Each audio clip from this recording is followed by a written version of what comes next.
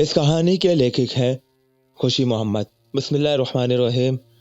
روہیل ٹال کے معزز ناظرین، تو چلیے بڑھتے ہیں آج کی کہانی کی طرف۔ یہ کوئی رات کا دوسرا پہر تھا۔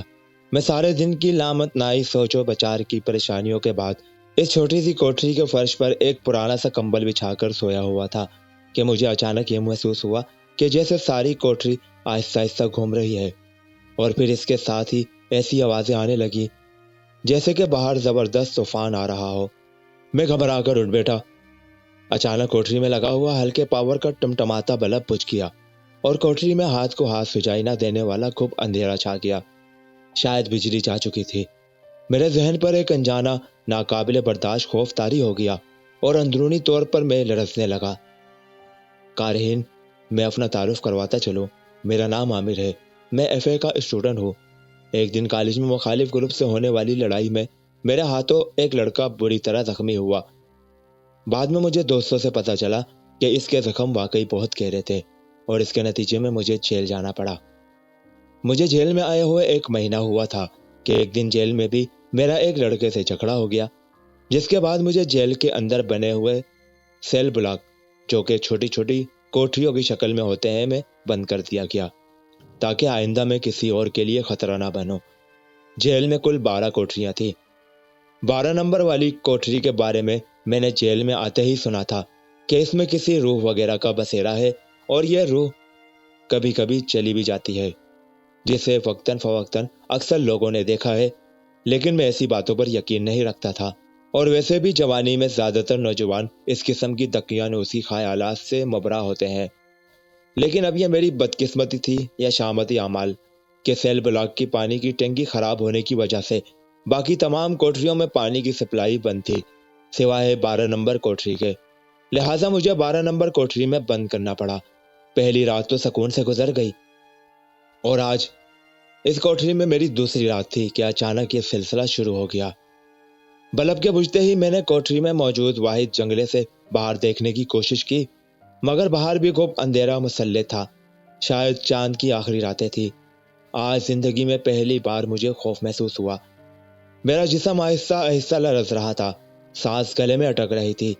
رات کے اندھیرے میں اس وقت کوٹری کے بارے میں سنی ہوئی ہر بات مجھے سچ معلوم ہو رہی تھی۔ باہر کی پوری فضا میں ایسا محسوس ہو رہا تھا کہ جیسے بے شمار عورتیں مل کر بین کر رہی ہوں۔ کوٹری اب پہلے سے کہیں تیز گھوم رہی تھی۔ میں نے جنگلے کو مضبوطی سے پکڑا ہوا تھا۔ اچانک کوٹری ایک جھٹکے سے گھومنا بند ہو گئی اور میں پیچھے فرش پر جا گرا۔ گرنے کے بعد جب میں ذرا سنبھلا تو میں نے جنگلے سے باہر دیکھا تو میرا اوپر کا سانس اوپر اور نیچے کا سانس نیچے رہ گیا۔ باہر جنگلے کے پاس ایک سایہ کھڑا نظر آیا جو کہ سفید کپڑوں میں ملبوس تھا اور میری طرف ہی انگارہ برساتی نظروں سے دیکھ رہا تھا۔ اچانک اس سائے نے حرکت کی اور جنگلے سے اندر یوں گزر آیا جیسے روشنی سوراخوں سے گزر آتی ہے۔ میں گھبرا کر پیچھے ہٹ گیا، لیکن وہ چلتا ہوا میرے قریب آ کر رک گیا۔ میں نے ڈرتے ڈرتے پوچھا، کون ہو تم؟ اس نے کھنکھناتی ہوئی پراسرار سی آواز میں کہا، تمہیں پتہ نہیں تھا کہ یہ میری جگہ ہے؟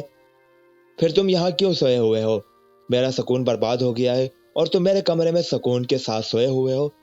یہ سن کر میں نے کہا، میں نے تمہارا کیا بگاڑا ہے جو تم میرا سکون برباد کرنا چاہتے ہو؟ ویسے بھی میں پہلے ہی بہت پریشان اور بے سکون ہو۔ یہ سن کر اس نے کہا، میں نے دوسروں کا کیا بگاڑا تھا کہ انہوں نے میرے ساتھ اتنے ظلم کیے؟ اس کی آواز میں بہت ہی درد اور کرب تھا۔ پھر میں نے جواب دیا، بھائی، آپ کے ساتھ دوسروں نے بہت کچھ کیا ہوگا، مگر میں نے تو نہیں کیا نا۔ آپ میری جان بخش دے، اور اگر میرے لائق کوئی خدمت ہو تو بتائیے کہ میں آپ کے لیے کیا کر سکتا ہوں، اور میرا وعدہ ہے کہ میں آپ کی مدد ضرور کروں گا۔ یہ سن کر وہ غضبناک لہجے میں بولا، میں بھی مدد کے لیے چیختا تھا، تڑپتا تھا، رویا تھا، مگر کسی نے میری مدد نہیں کی۔ کسی کو مجھ پر رحم نہیں آیا۔ سارے لوگ کھڑے ہوئے میرا تماشا دیکھ رہے تھے، مجھے کہیں کا نہ چھوڑا۔ یہ کہتے ہوئے اس کی آواز جیسے روند گئی تھی۔ میں نے کہا، تم مجھ پر اعتماد کرو، سارے لوگ ایک جیسے نہیں ہوتے، دنیا میں اچھے لوگ بھی ہیں۔ میں تم سے وعدہ کرتا ہوں کہ جو کچھ میں کر سکا ضرور کروں گا۔ یہ سن کر اس نے کہا، ٹھیک ہے، میں کل تمہیں اپنے اوپر ہونے والے ظلم کی تمام داستان سناؤں گا۔ تو میں نے کہا، ٹھیک ہے، میں کل تمہارا انتظار کروں گا۔ اس کے بعد وہ حرکت میں آیا اور جنگلے میں سے گزرتا ہوا باہر اندھیرے میں غائب ہو گیا۔ اس کے جانے کے تھوڑی دیر بعد ہی لائٹ آ گئی اور کوٹری میں روشنی پھیل گئی۔ میں نے اپنا کمبل درست کیا اور لیٹ گیا اور اس کے بارے میں سوچنے لگا کہ اس کے ساتھ کیا واقعہ پیش آیا ہوگا کہ اس کی روح اب تک بے چین بھٹک رہی ہے۔ یہی سوچتے ہوئے پھر نہ جانے مجھے کب نیند آ گئی۔ دوسرے دن بھی میں سارا دن اسی کے بارے میں سوچتا رہا۔ رات کو وہ حسب وعدہ میرے سامنے تھا۔ اس کے آتے ہی ٹمٹماتا ہوا بلب پھر بجھ گیا۔ میں نے کہا، تمہارے آتے ہی اس بلب کو پتہ نہیں کیا ہو جاتا ہے؟ تو اس نے جواب دیا، اسے میں نے ہی بند کیا ہے، کیونکہ اندھیرا ہونے کی وجہ سے اگر باہر سے کوئی پہرے دار گزرے گا تو تم بیٹھے ہوئے اسے نظر نہیں آؤ گے۔ اس کے بعد اس نے اپنی درد بھری روادار سنانی شروع کی۔ تو چلیے اس کی زبانی اس کی کہانی سنتے ہیں۔ میں اپنے والدین کا اکلوتا تھا۔ والدین نے میرا نام اکرام رکھا۔ میرے والدین مجھ سے بہت پیار کرتے تھے۔ میں ایک غریب گھرانے میں پیدا ہوا تھا، لیکن اس کے باوجود میرے والدین میرا ہر طرح سے خیال رکھتے۔ میں کچھ بڑا ہوا تو میرے والدین نے مجھے سرکاری اسکول میں داخل کروا دیا۔ مجھے پڑھنے کا جنون کی حد تک شوق تھا۔ میں دل لگا کر پڑھنے لگا، یہاں تک کہ میں نے پرائمری کی ساری کلاسیں اچھے نمبروں سے پاس کر لی۔ ہمارے علاقے میں پرائمری سے آگے کا اسکول نہیں تھا۔ مڈل یا ہائی اسکول کے لیے مجھے شہر جانا پڑتا، جو ہمارے گاؤں سے کافی دور تھا۔ ویسے بھی میرے والد ایک زمیندار کے پاس اس کی زمینوں پر کام کرتے تھے۔ غربت اور محدود آمدنی کی وجہ سے میں نے آگے کی پڑھائی کے لیے تعلیم کو خیرباد کہہ دیا۔ حالات کے پیش نظر میں اپنے باپ کا ہاتھ پٹانا چاہتا تھا۔ اب میں روزانہ اپنے والد کے لیے روٹی زمینوں پر لے کر جاتا اور چھوٹے موٹے کام بھی کرتا۔ اسی طرح زندگی کی گاڑی چل رہی تھی کہ اچانک میری زندگی میں ایک بہت بڑا حادثہ رونما ہوا، جس نے میرا سب کچھ تباہ و برباد کر کے رکھ دیا۔ وہ رات ہی ہمارے لیے بڑی منحوس تھی۔ میں اپنے کمرے میں سویا ہوا تھا، جبکہ میرے والدین دوسرے کمرے میں سو رہے تھے کہ اس کمرے کی چھت گر گئی اور میرے والدین اس دنیا میں مجھے تنہا چھوڑ کر چلے گئے۔ میرا تو جیسے سب کچھ لٹ گیا۔ میں دھاڑے مار مار کر رو رہا تھا۔ مجھے کچھ سمجھ میں نہیں آ رہا تھا کہ اچانک یہ کیا ہو گیا۔ سب لوگ مجھے حوصلہ دینے کی کوشش کر رہے تھے، مگر میں حوصلہ کہاں سے لاتا؟ میرا تو اس دنیا میں کوئی بھی نہیں بچا تھا۔ کچھ رشتہ دار تھے جو ہماری غربت کی وجہ سے پہلے ہی ہمیں چھوڑ گئے تھے۔ میری دنیا ہی اندھیری ہو گئی تھی۔ اسی طرح کئی دن گزر گئے۔ میں پاگلوں کی طرح پھرتا رہتا۔ پھر ایک دن مجھے وہی زمیندار ملا جس کے پاس میرے والد کام کیا کرتے تھے۔ مجھے بے یار و مددگار اور بے سہارا دیکھ کر زمیندار نے مجھ سے کہا، تو میرے ساتھ چلو، میرے گھر رہنا، چھوٹا موٹا کام کرنا، میں تمہارا ہر طرح سے خیال رکھوں گا۔ اس طرح میں زمیندار کے ساتھ چلا گیا۔ میں اس کا ہر کام کرتا، زمیندار بھی میرا ہر طرح سے خیال رکھتا۔ اس زمیندار کا ایک ہی بیٹا تھا جو بہت ہی اکڑو مزاج کا تھا، غریبوں کو دیکھنا بھی پسند نہیں کرتا تھا، جبکہ اس کے برعکس زمیندار ایک اچھا اور غریب پرور انسان تھا۔ رفتہ رفتہ میں یہ صدمہ برداشت کرتا گیا اور اسی طرح کافی سال گزر گئے۔ غربت کی چکی میں پسنے کے باوجود میں ایک بھرپور اور توانا نوجوان تھا۔ اس زمیندار نے دوسرے گاؤں میں اپنے کسی جاننے والے کو کہہ کر میری شادی کرا دی۔ میری بیوی زاہدہ بہت خوبصورت تھی، جو کوئی دیکھتا حیران رہ جاتا۔ میری طرح میری بیوی بھی اکیلی تھی۔ اس کے ماں باپ بھی بچپن میں وفات پا گئے تھے اور اس کی پرورش خالہ نے کی تھی۔ زمیندار نے ہم پر ترس کھاتے ہوئے حویلی کے احاطے میں ہمیں 2 کمرے دے دیے تھے، جہاں ہم دونوں میاں بیوی نے اپنا چھوٹا سا ہنستا مسکراتا گھر سجا لیا۔ زمیندار کے احسانات تلے میں اب زیادہ دب چکا تھا، لہٰذا پہلے سے زیادہ اب میں دل لگا کر زمینوں پر کام کرتا۔ زمیندار مجھ سے بہت خوش تھا اور ہر طرح کا میرا خیال رکھتا۔ میری زندگی میں پھر اچانک ایک اور صدمہ آیا کہ زمیندار کا انتقال ہو گیا۔ مجھے اس کا بہت افسوس ہوا، کیونکہ والدین کے بعد زمیندار ہی نے میرا خیال رکھا تھا۔ زمیندار کے بعد اب تو سارا نظام اس کے بیٹے کے ہاتھ میں تھا۔ وہ تو پہلے ہی بہت مغرور تھا، اب پتہ نہیں کیا کرے گا۔ میری بیوی مجھے حوصلہ دیتی، اللہ کرم کرے گا، روزی روزگار کا مالک اللہ ہے، اللہ ہی ہمارے لیے اچھا وسیلہ بنائے گا۔ اسی طرح دن گزرتے گئے۔ زمیندار کا بیٹا جب بھی ہمارے گھر آتا تو میری بیوی کی طرف عجیب چور نظروں سے دیکھتا اور مجھوں کو تاؤ دیتا۔ پتہ نہیں کیوں مجھے اس کی نیت پر شک تھا۔ میں اس کی اس حرکت سے پریشان رہنے لگا۔ میرا ارادہ تھا کہ زمیندار کا دیا ہوا مکان چھوڑ دوں اور اپنی بیوی کو لے کر اپنے اصل گھر میں چلا جاؤں اور دوبارہ اسے آباد کر لوں اور پھر کہیں اور مزدوری کر لوں گا، لیکن اس کا مجھے موقع ہی نہ ملا۔ ایک دن وہی ہوا جس کا مجھے ڈر تھا۔ میں گھر میں موجود تھا کہ زمیندار کا بیٹا اپنے 2 ساتھیوں کے ساتھ آ دھمکا۔ مجھے ان کے ارادے ٹھیک نہیں لگے۔ میں نے اعتراض کیا اور کہا، اس طرح بلا اجازت کسی کے گھر میں آنا اچھا نہیں لگتا۔ تو زمیندار کا بیٹا کہنے لگا، اب مجھے اپنی ہی جگہ پر پوچھ کر آنا پڑے گا، ہمارے ٹکڑوں پر پلنے والا آج ہمارے سامنے بول رہا ہے۔ اس نے اپنے دو ساتھیوں کو اشارہ کیا تو ان دونوں نے مجھے مارنا شروع کر دیا۔ میری بیوی بچانے کے لیے دوڑی تو زمیندار کا بیٹا اسے پکڑ کر کمرے کی طرف لے کر جانے لگا تو بیوی شور مچانے لگی۔ ہمارا شور سن کر کوئی نہ آیا۔ ان دو آدمیوں نے مجھے مار مار کر ادھموا کر دیا اور رسی سے مجھے جگڑ کر باندھ دیا۔ میں بے بس ہو گیا۔ زمیندار کا بیٹا میری بیوی کو کمرے میں لے جانے میں کامیاب ہو گیا۔ میں شور مچاتا رہا کہ اسے چھوڑ دو، مگر اس پر کوئی اثر نہ ہوا۔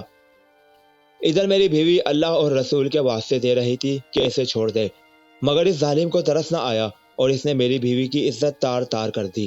باقی دونوں گنڈے بھی کہکے لگاتے رہے۔ میری آنکھوں میں اندھیرا چھا گیا تھا۔ میں نے سر جھٹک کر اپنے آپ کو سنبھالنے کی بہت کوشش کی، مگر ناکام رہا اور پھر مجھے کوئی ہوش نہ رہا۔ جب مجھے ہوش آیا تو رات کا اندھیرا پھیر رہا تھا۔ میں ابھی تک رسیوں سے بندھا ہوا تھا۔ میں نے اپنی بیوی کو آوازیں دی مگر کوئی جواب نہ ملا۔ میں نے بڑی تک و دو اور کوشش سے اپنی رسیاں کھول لی اور اندر کمرے میں گیا۔ کمرے میں اندھیرا تھا۔ میں نے لائٹ جلائی تو اندر کا منظر دیکھ کر میرا سانس رک گیا۔ سامنے میری بیوی گلے میں رسی کا بندھا ڈالے چھت سے جھول رہی تھی۔ اپنی عزت لٹنے کے بعد اس نے مجھے اپنا منہ دکھانا مناسب نہیں سمجھا تھا، حالانکہ اس میں اس کا کوئی قصور نہ تھا، مگر پھر بھی غم و ندامت سے چکنا چور ہو کر وہ مجھے اس دنیا میں اکیلا چھوڑ کر چلی گئی۔ اس وقت میں غم سے نڈھال بے جان ہو کر بیٹھتا چلا گیا۔ میری دنیا اجڑ چکی تھی۔ آنکھوں میں اندھیرا مسلط تھا۔ میری آنکھوں سے خون جگر آنسو کی شکل میں جاری رہا اور میری آنکھوں میں خون اتر آیا۔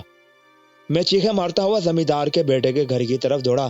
مجھے یقین تھا وہ اپنے لوفر دوستوں کے ساتھ شراب کی محفل میں بیٹھا ہوگا۔ میں نے سوچ لیا تھا کہ میں کسی کو بھی نہیں چھوڑوں گا۔ میں نے اسے دور سے ہی لڑکانا شروع کر دیا۔ جب میں قریب گیا تو زمیندار کا بیٹا اور اس کے ساتھی مجھے دیکھ کر ہنسنے لگے۔ میں نے زمیندار کے بیٹے کا گریبان پکڑ لیا اور چلا کر کہا، تم نے میری بیوی کو مارا ہے، میں تمہیں زندہ نہیں چھوڑوں گا۔ اس نے اپنے دوستوں سے کہا، اسے فوراً پکڑو، یہ اپنی بیوی کا قاتل ہے۔ میں ابھی تھانے والوں کو فون کرتا ہوں، وہ ابھی اسے لے کر جائیں گے۔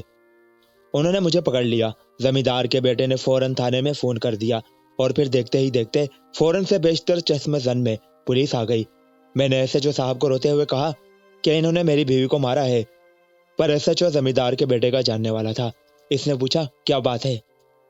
زمیندار کے بیٹے نے جواب دیا، یہ ہمارا نوکر ہے، اپنی بیوی کے ساتھ اس کے تعلقات ٹھیک نہیں تھے، ہر روز اس سے لڑتا تھا، آج بھی یہ لڑ رہے تھے تو میں ان کو چھڑانے کے لیے گیا، مگر میرے جانے سے پہلے ہی یہ اپنی بیوی کے گلے میں رسی ڈال کر اس کو چھت کے ساتھ لٹکا چکا تھا۔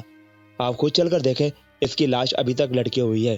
میں نے چیخ کر کہا، یہ جھوٹ بول رہا ہے، اس نے میری بیوی کی عزت لوٹی ہے اور اسی وجہ سے میری بیوی نے شرم و ندامت سے اپنے آپ کو موت کے حوالے کر دیا۔ پر ایس ایچ او صاحب نے میری بات کا یقین نہیں کیا اور کہا، اسے تھانے لے چلو اور لاش کو پوسٹ مارٹم کے لیے روانہ کر دو۔ پھر پولیس والوں نے پکڑ کر مجھے گاڑی میں ڈال دیا اور مارتے ہوئے تھانے لے گئے۔ تھانے لے جا کر بھی مجھے بری طرح مارا اور مجھے کہتے رہے، اپنا جرم قبول کر۔ پھر دوسرے دن ایس ایچ او نے بتایا، پوسٹ مارٹم کی رپورٹ آ گئی ہے جس سے یہ بات ثابت ہو گئی ہے کہ تمہاری بیوی کے ساتھ کوئی زیادتی نہیں ہوئی بلکہ اسے زبردستی مارا گیا ہے۔ میں نے جواب دیا، مجھے پتا تھا، وہاں بھی رشوت یا سفارش کام آ گئی ہوگی، یہاں قانون صرف امیروں کے لیے ہے۔ پھر ایس ایچ او صاحب نے ایک سفید کاغذ پر زبردستی میرا انگوٹھا لگوا لیا اور مجھے حوالات میں بند کر دیا۔ جس دن مجھے جج کے پاس پیش کیا گیا، اس دن بھی میں نے رو رو کر جج کو ساری کہانی سنائی، مگر جج نے کچھ نہیں کہا بلکہ حکم دیا، اسے لے جاؤ۔ 2-3 مہینوں کے اندر میرا فیصلہ ہو گیا اور مجھے موت کی سزا سنا دی گئی۔ میں بہت چیخا، بہت رویا، مگر کوئی فائدہ نہیں ہوا۔ سارا قانون دولت کے آگے جھک گیا تھا۔ میں ہر کسی کو اپنی بے گناہی کا یقین دلانے کی کوشش کرتا رہا، مگر کوئی بھی میری بات پر یقین نہ کرتا۔ آخر وہ دن بھی آ گیا جس دن مجھے صبح پھانسی دی جانی تھی۔ مقررہ ٹائم سے 20 منٹ پہلے مجھے تختہ دار پر لے جایا گیا۔ وہاں ڈاکٹر، جیل سپرنٹنڈنٹ اور دیگر عملہ موجود تھا۔ میں نے آخری وقت بھی انہیں اپنی بے گناہی کا یقین دلایا، مگر کسی نے میری بات پر یقین نہیں کیا۔ ویسے بھی میرے لیے اب اس دنیا میں کچھ نہیں بچا تھا جس کے لیے میں زندہ رہتا۔ میں صرف اپنی بیوی کی قبر پر فاتحہ پڑھنا چاہتا تھا اور اپنے دشمنوں سے بدلہ لینا چاہتا تھا۔ اس کے بعد میں خود ہی اپنے آپ کو پولیس کے حوالے کر دیتا اور پھر مجھے پھانسی پر چڑھنے کا کوئی افسوس نہ ہوتا۔ آخر مجھے زبردستی تختہ دار پر کھڑا کر کے میرے گلے میں پھندا ڈال دیا گیا اور ٹائم پورا ہونے کے بعد مجھے پھانسی دے دی گئی۔ یہ جگہ جہاں اب تم بیٹھے ہو، یہ وہی جگہ ہے جہاں مجھے پھانسی دی گئی تھی۔ اس کے بعد اس جگہ پر یہ کوٹریاں بنا دی گئیں۔ اس وقت سے میری روح اس جگہ پر بے چین اور بے سکون پھرتی رہتی ہے۔ میں نے کہا، تم تو ایک روح ہو، سنا ہے کہ روحیں بڑے بڑے کام کرتی ہیں، پر تم نے اب تک اپنا بدلہ کیوں نہیں لیا؟ یہ سن کر اس نے جواب دیا، تمہاری بات ٹھیک ہے، مگر میری ایک مجبوری ہے اور میری طاقت سلب ہو کر رہ گئی ہے اور میں اسی جگہ قید ہوں۔ اگر تم میری مدد کرو تو میں اس جگہ سے آزاد ہو جاؤں گا اور پھر مجھے اپنا انتقام لینے سے کوئی نہیں روک سکے گا۔ اکرام کی روادار سن کر مجھے بہت افسوس ہوا۔ میں نے پوچھا، بتاؤ میں تمہاری کیا مدد کر سکتا ہوں؟ تو اس نے مجھے بتایا، قبرستان میں ایک پیپل کا درخت ہے جس کے نیچے چند قبریں بنی ہوئی ہیں۔ ان میں سے ایک قبر کافی پرانی اور خستہ حال ہے، وہی میری قبر ہے۔ تمہیں کرنا یہ ہے کہ میری قبر کو کھودنا ہے۔ اس کے سرہانے کی طرف ایک موٹی کیل ملے گی تمہیں جس پر اللہ لکھا ہوا ہوگا۔ اس کیل کو قبر سے نکال کر کہیں بھی رکھ دینا۔ دراصل اپنی پھانسی کے بعد میں نے زمیندار کے بیٹے کو طرح طرح سے ہلکان و پریشان کرنا اور ڈرانا شروع کیا تاکہ اس کا سکون غالب ہو جائے، اور جب وہ بہت زیادہ اپنی حال سے بیزار ہو جاتا تو میں اسے مار دیتا۔ مگر اس نے ایک مولوی صاحب سے رابطہ کیا تو مولوی صاحب نے یہ کیل تیار کر کے دی کہ میری قبر کے سرہانے گاڑ دی جائے۔ اس نے ایسا ہی کیا، کیل میری قبر کے سرہانے ٹھوک دی، پھر وہ کیل میری قبر میں اندر اتر گئی، جس کی وجہ سے میری ساری طاقت مفلوج ہو کر رہ گئی۔ میں نے بہت کوشش کی لیکن اپنی تمام کوششوں میں کامیاب نہ ہو سکا، اور یہی وجہ ہے کہ میں اب تک طاقت کے معاملے میں کمزور ہوں اور اپنے دشمن سے اپنے انتقام کا بدلہ نہیں لے سکتا۔ میں نے اکرام کی روح سے وعدہ کیا، جیسے ہی میں جیل سے آزاد ہوا میں تمہارا یہ کام ضرور کروں گا۔ اپنی داستان سنا کر اکرام کی روح واپس چلی گئی۔ اس کی داستان کو سننے کے دوران ٹائم کا اندازہ ہی نہ ہوا۔ اب صبح ہو رہی تھی اور مجھے نیند بھی ستا رہی تھی۔ میں فرش پر لیٹ گیا اور سو گیا۔ جب میری آنکھ کھلی تب بھی میں اکرام کے بارے میں ہی سوچتا رہا۔ اسی طرح کہیں روز گزر گئے اور اکرام کی روح بھی نہیں آئی۔ پھر چند ہفتوں بعد ایک دن میری رہائی آ گئی اور میں جیل سے آزاد ہو گیا۔ گھر آ کر میں کچھ دن تو یوں ہی پھرتا رہا۔ پھر ایک دن اکرام کے بتائے ہوئے پتے پر قبرستان میں پہنچ گیا۔ جب میں قبرستان میں داخل ہوا تو وہاں واقعی ایک پیپل کا بڑا سا درخت تھا جس کے نیچے کچھ قبریں بنی ہوئی تھی، جن میں ایک قبر کافی بوسیدہ تھی۔ میں سمجھ گیا کہ یہی اکرام کی قبر ہے۔ اب دن کی روشنی میں اس قبر کو نہیں کھود سکتا تھا اور یہ کام رات میں ہی ہو سکتا تھا، پر رات کو قبرستان میں آنے کا سوچ کر میرے رونگٹے کھڑے ہو گئے۔ میں نے اپنا دل مضبوط کیا اور واپس آ گیا، اور پھر میں مارکیٹ گیا اور وہاں سے میں نے ایک چھوٹی سی ٹارچ اور ایک کدال خریدی جو قبر کھودنے میں مدد دے دی۔ پھر میں دوبارہ قبرستان گیا اور کدال وہاں ایک جھاڑی میں چھپا دی اور واپس آ گیا۔ یہ رات کا کوئی 10 بجے کا وقت تھا جب میں قبرستان کے لیے روانہ ہوا۔ جہاں میں ٹھہرا ہوا تھا میں نے ان لوگوں سے کہا کہ میں فلم دیکھنے جا رہا ہوں، رات کو واپس دیر سے آؤں گا۔ سردیوں کا موسم تھا اس لیے میں نے ایک گرم چادر اوڑھ رکھی تھی۔ میں آہستہ آہستہ چلتا ہوا قبرستان کے پاس پہنچ گیا۔ ہر طرف گمبھیر خاموشی چھائی ہوئی تھی۔ مجھے ڈر بھی لگ رہا تھا کیونکہ قبرستان کا ماحول رات کے وقت بہت خوفناک لگ رہا تھا۔ میں ڈرتے ڈرتے قبرستان میں داخل ہوا۔ قبرستان میں موجود درخت کسی بدروح کی طرح بازو پھیلائے کھڑے تھے۔ دور کہیں وقفے وقفے سے الو کے بولنے کی آوازیں بھی آ رہی تھی۔ اچانک ایک طرف سے کسی آوارہ کتے کے رونے کی آواز سنائی دی، جس سے ماحول اور بھی خوفزدہ ہو گیا۔ پھر اچانک ایک جھاڑی سے کوئی پرندہ پھڑ پھڑا کر اڑا تو میرے وجود میں چونٹیاں سی رینگنے لگئی۔ سب سے پہلے میں نے کدال اٹھائی جو میں چھپا کر گیا تھا۔ میں ٹارچ کو استعمال نہیں کر رہا تھا کیونکہ قبرستان میں لائٹ دیکھ کر کوئی بھی ادھر آ سکتا تھا اور پھر مجھے کفن چور سمجھ کر پکڑ لیتا، اور پھر میرا اللہ ہی حافظ تھا۔ میں آہستہ آہستہ آگے بڑھتے ہوئے پیپل کے درخت کے نیچے پہنچ گیا۔ یہاں ماحول پہلے سے زیادہ خوفناک تھا۔ سوکھے پتے پر جب میرا پاؤں پڑتا تو اس کی آواز خاموشی میں دور تک جاتی۔ سردی ہونے کے باوجود مجھے پسینہ آ رہا تھا۔ میں نے چادر اتار کر ایک طرف رکھی اور بوسیدہ قبر کے قریب بیٹھ کر اس کو کھودنے کے بارے میں سوچنے لگا۔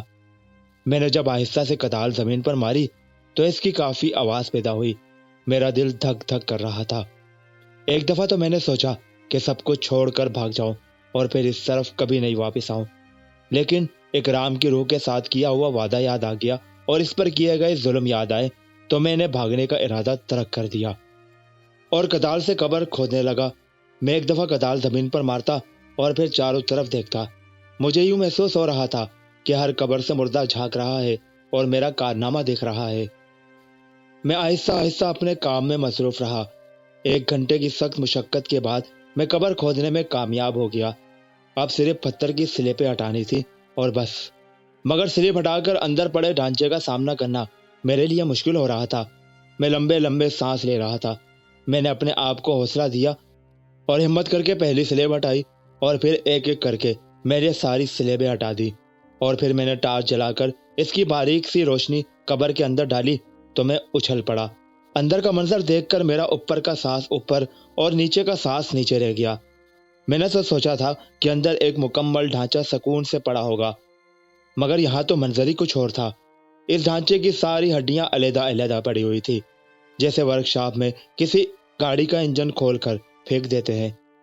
कोई आम हालात होते तो मैं ये सब कुछ देखकर भाग खड़ा होता, मगर अब क्योंकि मैं इतनी मेहनत कर चुका था इसलिए अब भाग नहीं सकता था। मैंने टार्च की बारीक सी रोशनी से हड्डियों के आसपास सिरहाने की तरफ तलाश जारी रखी कि अचानक टार्च की रोशनी में एक लोहे की चीज की हल्की झलक नजर आई। मैंने इसे ऊपर उठाया तो वाकई एक लोहे की मोटी कील थी जिस पर अल्लाह का नंदा था। मैंने वो कील बाहर रख दी और कब्र को जल्दी जल्दी दोबारा बंद करना शुरू कर दिया। मैंने बेतरतीबी से स्लेबों को रखा और मिट्टी डालना शुरू कर दी। थोड़ी देर में मैंने कब्र को बंद कर दिया। इस तमाम काम के दौरान मेरे तमाम कपड़े पसीने में शराबोर हो गए थे।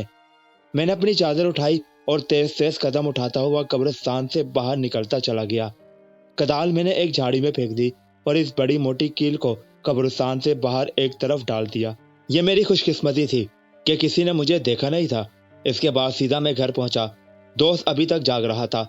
इसने खाने का पूछा, लेकिन मैं बाहर खाने का बहाना करके कमरे में चला गया और लेट गया। सुबह मैंने दोस्त के साथ नाश्ता किया और फिर इसका शुक्रिया अदा करके घर के लिए रवाना हो गया। 2-4 दिन तो मैं सुकून से फिरता रहा। कभी कभी मुझे वो कब्र में पड़ा हुआ ढांचा याद आ जाता तो पूरे जिस्म में झरझरी सी आ जाती। इकराम की रूह का अभी तक कोई पता नहीं था। मैं सोचता रहा कि पता नहीं अब वो मुझसे राब्ता करेगी कि नहीं। कि एक दिन मैं रात के वक्त अपने कमरे में बैठा डाइजेस्ट पढ़ रहा था कि अचानक कमरे में इकराम की रूह आ गई। मैंने कहा, आओ इकराम, मैंने तो सोचा था कि अब शायद तुमसे मुलाकात ना हो सके। तो इसने जवाब दिया, आमिर, तुमने मेरा बहुत बड़ा काम किया है। मुझ पर बहुत बड़ा एहसान किया है तुमने।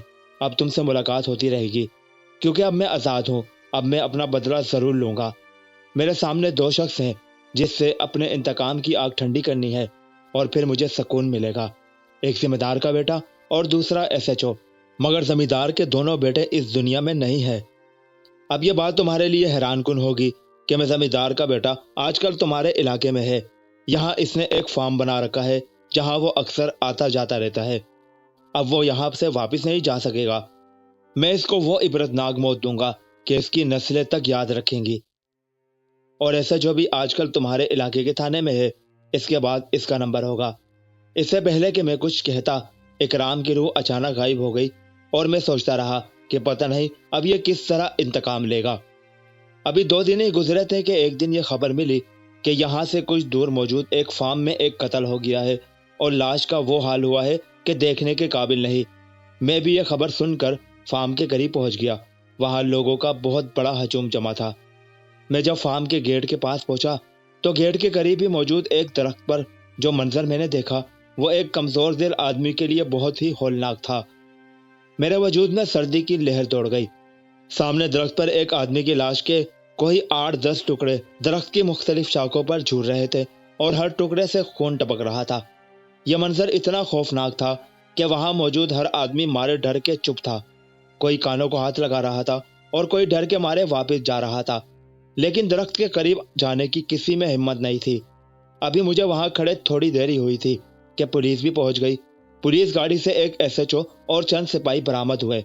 मैंने पहली बार इस एसएचओ को देखा और दिल में सोचा कि अब इसका नंबर आएगा।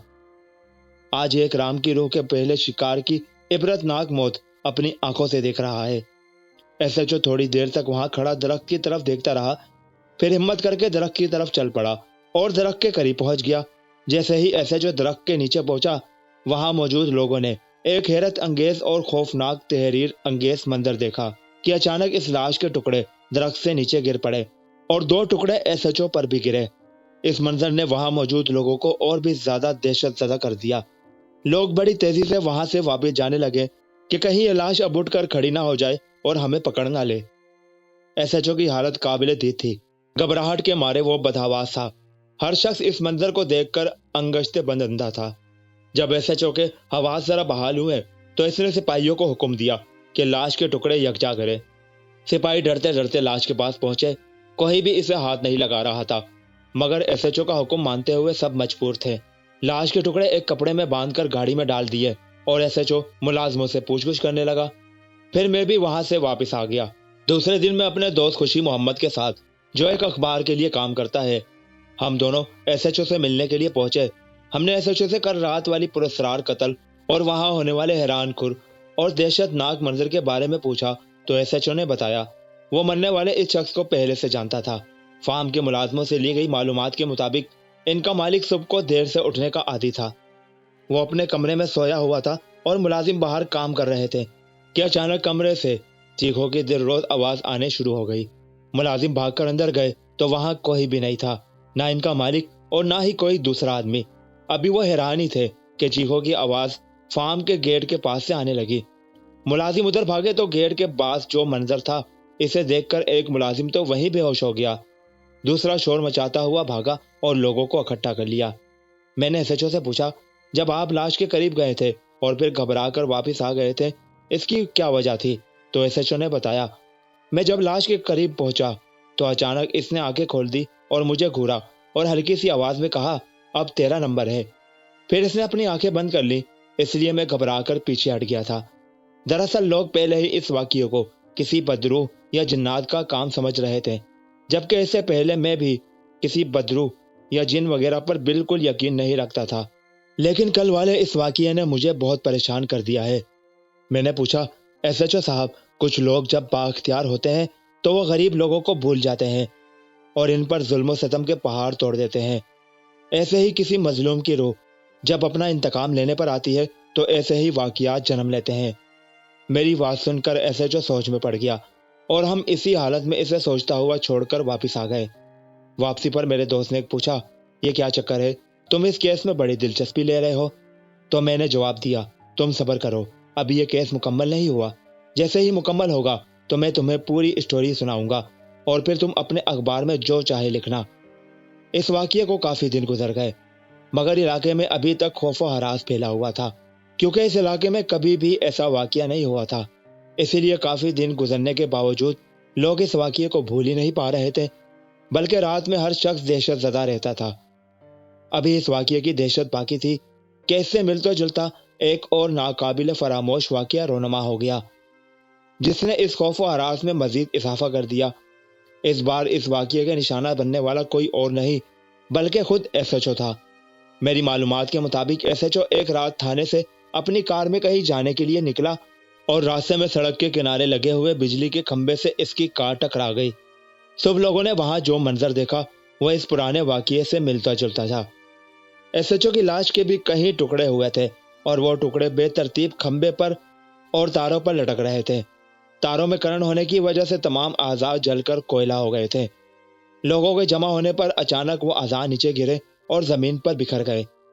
دوسرے دن خوشی محمد میرے پاس بیٹھا تھا اور کہہ رہا تھا، یار عامر، یہ کیا ہو رہا ہے؟ اس طرح تو روز کوئی نہ کوئی مرتا رہے گا۔